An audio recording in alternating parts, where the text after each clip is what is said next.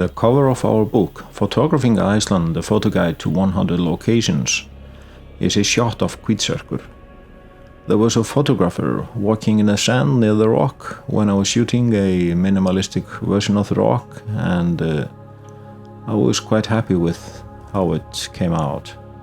The shot translates well to what the book is all about, and therefore it ended on the cover. Hvitserkur is probably one of the best known landmarks in Iceland.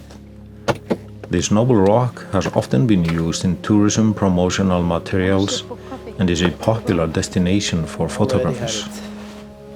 Despite hating nothing more than to copy shots by other photographers, the fact is that the conditions at Hvitserkur change so quickly that one day is seldom the same as another. This makes it easy to return again and again. The sea stack doesn't change, but the conditions are usually completely different from one visit to another. So no drones, no dogs, don't light fires, and don't fish. No. Well, I'm not gonna fish, but maybe we're gonna drone. We have a put dog. our dog outside. And I'm always fishing, so well, maybe, you're not gonna. Maybe we will not light a fire. But, no fire, honey. Don't promise anything about the other items. Well, attention, Einar. Attention.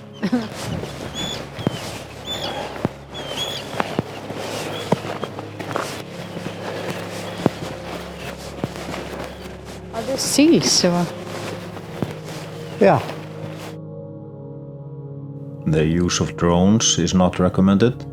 The reason is probably that seals have their cubs nearby. The distance from the rock to the beach where the seals are is just under 1 kilometer, so flying near the rock should not really disturb the seals. But if you have a drone, make sure you don't disturb seals or people. The shots here are taken by a drone in 2016, before the setup of the sign banning drones. There's a viewing platform on the edge of the cliff above the beach, about 300 meters below the car park, but you can also walk down to the beach where it's even possible to walk right up to the stack. The safest way to the beach is down the steps that lead straight to the beach from the car park. It can be risky to try to get down to the beach near the viewing platform. This way is often slippery, steep and wet, so be very careful. It's possible to photograph Hvitserkur all year round, as long as the road is open, but make sure if you go in the winter time to use crampons for your walking shoes, since the walking path from the car park down to the beach can be icy. It's a bit complex. I'm gonna put up a 6-stop filter if I have it, and yeah, that's it. I found it very helpful to make a lot of experiments when I have a motive like this.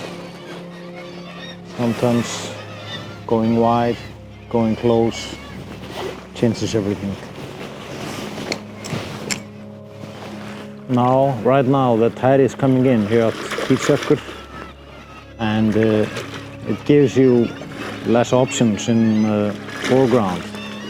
But coming here, when the tide is going out, you can see the sand with all kinds of sand ripples, which can give you leading lines and stuff to have as a foreground.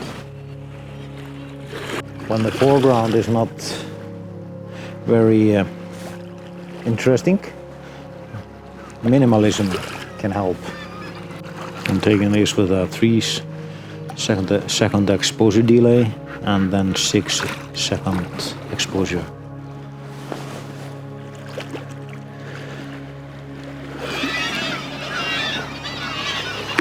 "25 seconds, f18, 6-stop filter, minimalistic composition." At low tide, you will have more options for foreground. Patterns and leading lines in the sand will come into view, and pools of water will form here and there. Down on the beach, it's possible to walk right up to the rock, and even to the east of it. We are back, and as you can see, the conditions are completely different. We have sunrise over there, and the tide is completely different. The sea level is much lower, and we have some brightness in the sky. We'll see what we can get here. The challenge is to find a motive which is not too complex, so it's very advisable to walk around, look for foregrounds, and look for leading lines, and try to keep things as minimalistic as you can. There's a little color coming in the sky. Optimal conditions are early winter, on the beach at sunset, and staying as darkness falls in, hoping for a moonlight and maybe the northern lights if you're lucky. In the winter the sun rises behind the rock, so the conditions between summer and winter changes in many ways. As for nearby locations, Kolugljúfur is a waterfall in a ravine which is magnificent. It's well worth it to go to Kolugljúfur either before or after Hvitserkur. It's to the north of Hvitserkur, so if you're coming from the south, driving north, you go to Kolugljúfur after you've been at Hvitserkur. Kolugljúfur is magnificent in all seasons. It can be magnificent to be there even in the winter time. And as a final tip, it's good to remember that when you leave from Hvitserkur, it's a very good idea to clean the salt water off the tripod. There's a small stream running down to the beach from the viewing platform. That's a good location to give your tripod a good wash and keep it in good condition. If you would like to see more videos, remember, subscribe. Thank you for watching.